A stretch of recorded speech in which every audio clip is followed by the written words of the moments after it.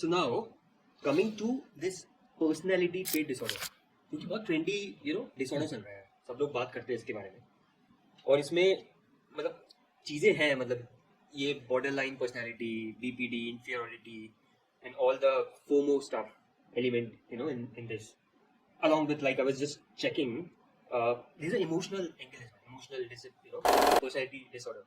So जो भी personal trait disorders है उसको आप थोड़ा बताओ कि how do you cure it, and anyone who is undergoing, so what should be the.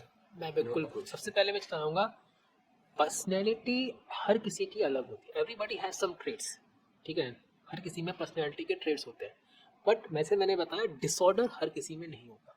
उसमें भी जो कॉमनली होता है, पर्सनैलिटी से फ़र्क क्या पड़ता है मैं बताऊँ.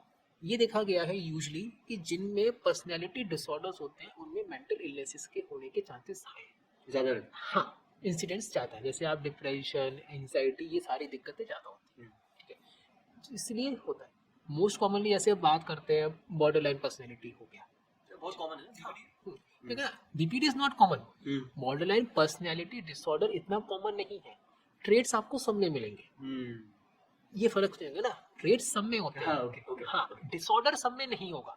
डिसऑर्डर बहुत कम में होता है. तो कैसे पता चलता है? उसके लिए डेफिनेट, हाँ नहीं, उसके लिए मैंने डेफिनेटली क्राइटेरिया होता है. अगर मैं सिंपल बीपीडी की बात करूँ, उसमें हम टोटल 9 सिम्टम्स लेके चलते हैं. उसमें मान के चलते हैं अगर 5 सिम्टम्स किसी में प्रेजेंट है सारे के सारे, तब हम उसको डिसऑर्डर लेबल करते हैं.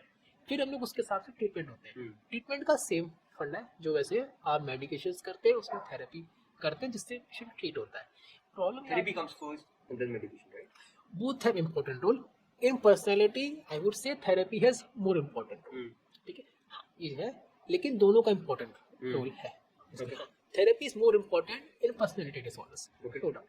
ठीक है, लेकिन ये आपको आइडेंटिफाई होना चाहिए कि डिसऑर्डर है कि नहीं. कई बार ऐसा होता है लोग आपस में जो ट्रेट्स होते हैं उसी से कंफ्यूज करते हैं.